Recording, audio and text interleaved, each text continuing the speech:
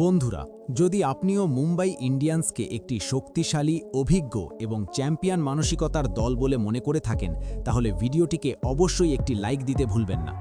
IPL 2024-এর 20তম ম্যাচে royal Challengers বেঙ্গালুরুর বিরুদ্ধে এই গুরুত্বপূর্ণ হারের পর মুম্বাই ইন্ডিয়ান্স শিবিরে নেমে এসেছে গভীর হতাশা।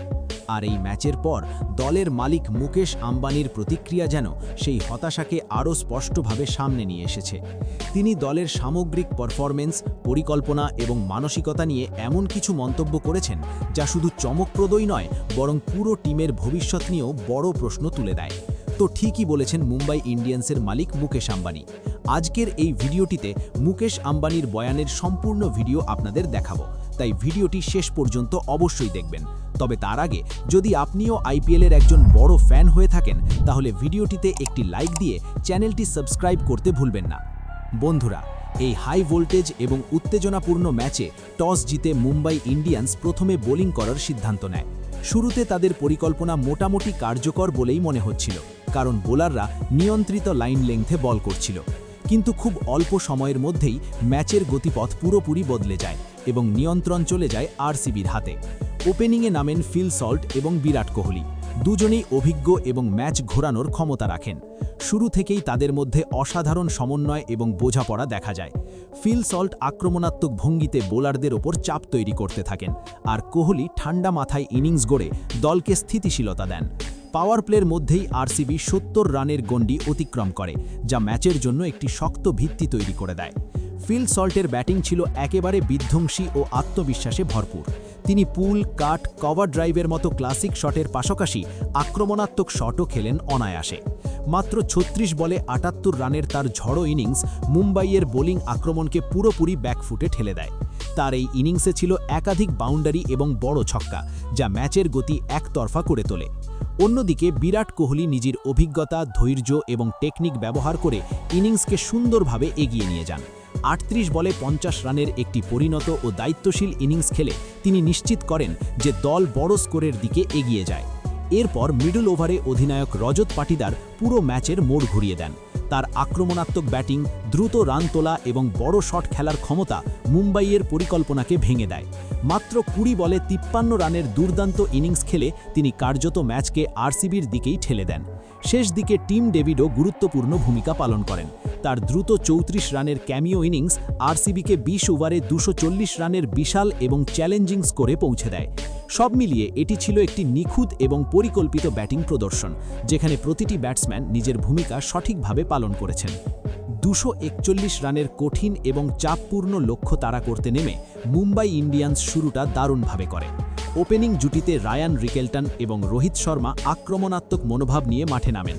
তারা শুরু থেকেই রান রেট ধরে রাখার চেষ্টা করেন এবং কয়েকটি আকর্ষণীয় শট খেলে দলকে ভালো অবস্থানে নিয়ে যান। কিন্তু ম্যাচের একটি বড় টার্নিং পয়েন্ট আসে যখন রোহিত শর্মা 19 রান করে রিটায়ার্ড হার্ট হয়ে মাঠ ছাড়তে বাধ্য হন। তার এই অনুপস্থিতি দলের ব্যাটিং লাইনে বড় প্রভাব ফেলে।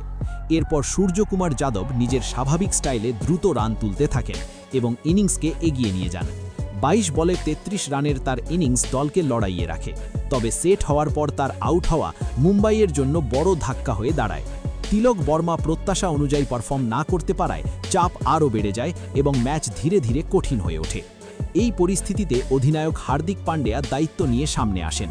তিনি 22 বলে 40 রানের একটি দ্রুত ও আক্রমণাত্মক ইনিংস খেলেন এবং ম্যাচে ফেরার চেষ্টা করেন। তবে আসল উত্তেজনা তৈরি করেন শেরফেন রাদারফোর্ড। তিনি একাই ম্যাচের মোড় ঘোরানোর চেষ্টা করেন এবং মাত্র 31 বলে 71 রানের অসাধারণ ইনিংস খেলেন। তার ব্যাটিং ছিল শক্তি, আত্মবিশ্বাস এবং আক্রমণাত্মক মনোভাবের এক অনন্য মিশ্রণ, যা দর্শকদের রোমাঞ্চিত করে তোলে। কিন্তু দুর্ভাগ্যজনকভাবে অন্য প্রান্ত থেকে নিয়মিত উইকেট পড়তে থাকায় সেই সম্ভাবনা বাস্তব রূপ পায়নি। শেষ পর্যন্ত মুম্বাই ইন্ডিয়ান্স 20 ওভারে 222 রান করে থেমে যায় এবং 18 রানে ম্যাচ হারতে বাধ্য হয়। একটি লড়াকু পারফরম্যান্স থাকা সত্ত্বেও ছোট ছোট ভুল এবং ধারাবাহিকতার অভাব তাদের হারিয়ে দেয়। এই হারের পর মুম্বাই ইন্ডিয়ান্স শিবিরে হতাশা এবং চাপ স্পষ্ট চোখে পড়ে। ম্যাচ শেষে দলের মালিক মুকেশ আম্বানি সরাসরি তার অসন্তোষ প্রকাশ করেন এবং দলের মানসিকতা এবং কৌশল নিয়ে প্রশ্ন তোলেন। তার মতে গুরুত্বপূর্ণ মুহূর্তে সঠিক সিদ্ধান্ত নেওয়ার অভাবই দলের পরাজয়ের অন্যতম কারণ। তিনি বিশেষভাবে অধিনায়ক হার্দিক পান্ডিয়ার নেতৃত্ব নিয়ে প্রশ্ন তোলেন এবং বলেন মাঠে পরিকল্পনার ঘাটতি ছিল, সঠিক ফিল্ড সেটিং এবং বোলারদের ব্যবহারে স্পষ্টতার অভাব দেখা গেছে। বড় ব্যাটসম্যানদের থামানোর জন্য কোনো কার্যকর কৌশল চোখে পড়েনি, যা ম্যাচের ফলাফলে বড় ভূমিকা রেখেছে। সবচেয়ে বড় চমক আসে তার ঘোষণায়, যেখানে তিনি জানান যে দলের স্বার্থে নেতৃত্বে পরিবর্তন আনা যেতে পারে এবং আগামী ম্যাচগুলিতে রোহিত শর্মা আবার অধিনায়কের দায়িত্ব নিতে পারেন। এই সিদ্ধান্ত নিঃসন্দেহে দলের ভেতর বড় পরিবর্তনের ইঙ্গিত দেয়। এছাড়াও তিনি ব্যাটিং ইউনিটের দিকেও ইঙ্গিত করে বলেন, শুধু ভালো শুরু করলেই হবে না, ম্যাচ শেষ করার মানসিকতা এবং দায়িত্ববোধ থাকতে হবে। বড় ম্যাচ জিততে গেলে প্রতিটি খেলোয়াড়কে নিজের ভূমিকা নিখুঁতভাবে পালন করতে হবে। শেষে তিনি একটি স্পষ্ট এবং কড়া বার্তা দেন, এই হার শুধুমাত্র একটি ম্যাচের হার নয়, এটি পুরো দলের জন্য একটি সতর্ক বার্তা। যদি তারা এই টুর্নামেন্টে এগিয়ে যেতে চায়, তাহলে দ্রুত নিজেদের ভুল থেকে শিক্ষা নিয়ে ঘুরে দাঁড়াতে হবে। সব মিলিয়ে এই ম্যাচ শুধু একটি রোমাঞ্চকর হাই স্কোরিং লড়াই নয়, বরং মুম্বাই ইন্ডিয়ান্সের জন্য একটি গুরুত্বপূর্ণ টার্নিং পয়েন্ট হিসেবেও দেখা যেতে পারে। তো বন্ধুরা, এখন আপনারা কি মনে করেন, মুম্বাই ইন্ডিয়ান্স কি এখান থেকে ঘুরে দাঁড়াতে পারবে? অবশ্যই আপনার মতামত কমেন্টে জানাতে ভুলবেন না।